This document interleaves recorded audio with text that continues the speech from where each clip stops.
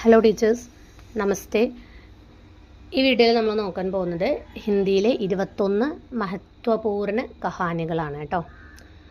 ആദ്യത്തെ കഹാനി ചന്ദ്രദേവ് സെ മേരി ബാത്തേം, രാജേന്ദ്ര ബാലാഘോഷ് അല്ലെങ്കിൽ ബംഗമഹിള എന്നറിയപ്പെടുന്ന ലേഖിക എഴുതിയതാണ്. എന്ത്? ചന്ദ്രദേവ് സെ മേരി ബാത്ത്. അതുപോലെ തന്നെ അവരുടെ മറ്റ് ഒരു കഹാനിയാണ് ദുലായി വാലി.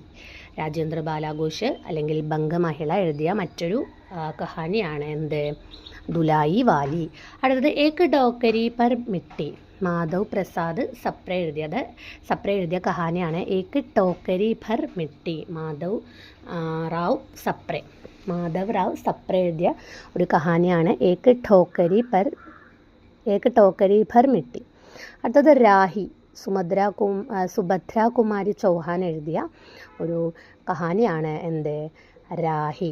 അടുത്തത് പ്രേമചന്ദിൻ്റെ 2 കഹാനികളാണ് പറയുന്നത്. ഈദ്ഗാഹും ദുനിയാക്ക അൻമോൾ രത്തൻ. അദ്ദേഹം ഒരുപാട് 300-ലധികം കഥകൾ എഴുതിയിട്ടുണ്ട്, നമുക്കറിയാം. അതിൽ 2 ഇമ്പോർട്ടൻ്റ് ആയിട്ടുള്ള കഥകളാണ് ഇവിടെ പറയുന്നത്. രാഹി, ഈദ്ഗാഹും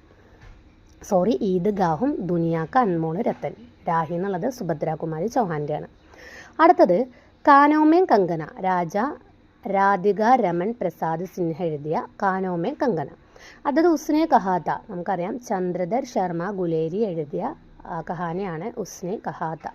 അടുത്തത് ജയശങ്കർ പ്രസാദിൻ്റെ ഫേമസ് ആയിട്ടുള്ള ഒരു സ്റ്റോറിയാണ് ആകാശദീപ്. അടുത്തത് ജൈനേന്ദ്ര എഴുതിയ ഒരു കഹാനിയാണ് അപ്ന ഭാഗ്യ.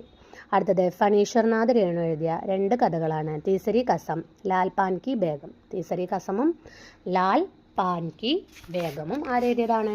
ഫണീശ്വർനാഥ് രേണു എഴുതിയ കഥയാണ്. അടുത്തത് ഗൈൻ ഗ്രീൻ അല്ലെങ്കിൽ റോസ്, സച്ചിദാനന്ദ് ഹീരാനന്ദ് വത്സ്യായൻ അഗ്യ എഴുതിയ ഒരു കഹാനിയാണ് ഗൈൻ ഗ്രീൻ. അടുത്തത് കോസിക ഗഡ്വാർ, ശേഖർ ജോഷി എഴുതിയ കഥയാണ് കോസിക ഗഡ്വാർ. അടുത്തത് അമൃത്സർ ആ ഗയാ ഹേ കഹാനിയാണ്. നമുക്ക് ചിലപ്പോൾ പേര് കേട്ടാൽ യാത്രാവൃത്താന്ന് തോന്നും, അല്ല, ഭീഷ്മ സഹനിയുടെ സ്റ്റോറിയാണ്. അതുപോലെ തന്നെ അദ്ദേഹത്തിൻ്റെ ഫേമസ് ആയിട്ടുള്ള ഒരു കഥയാണ് ചീഫ് കി ദാവത്ത്. ഭീഷ്മ സഹനി എഴുതിയ 2 കഥകളാണ് അമൃത്സർ ആ ഗയാ ഹേ, ചീഫ് കി ദാവത്ത്. അടുത്തത് കൃഷ്ണ സോബതി എഴുതിയ ഫേമസ് ആയിട്ടുള്ള ഒരു കഥയാണ് സിക്ക ബദൽ ഗയാ ഹേ കൃഷ്ണ സോബതി. അടുത്തത് ഇൻസ്പെക്ടർ മാതാദീൻ ചാന്ദ് പർ, ഹരിശങ്കർ പരിസായി എഴുതിയ ഒരു കഹാനിയാണ് ഇൻസ്പെക്ടർ മാതാദീൻ ചാന്ദ് പർ. അടുത്തത് പിത്ത, ഗ്യാൻരഞ്ജിൻ്റെ ഒരു സ്റ്റോറിയാണ് പിത്ത.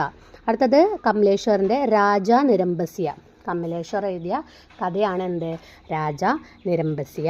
അടുത്തത് നിർമ്മൽ വർമ്മ എഴുതിയ ഒരു കഹാനിയാണ് പരിന്ദേ നിർമ്മൽ വർമ്മ. അപ്പോൾ ഇത്രയും കഹാനികളൊന്ന് ഓർത്ത് വയ്ക്കുക. ധന്യവാദ്.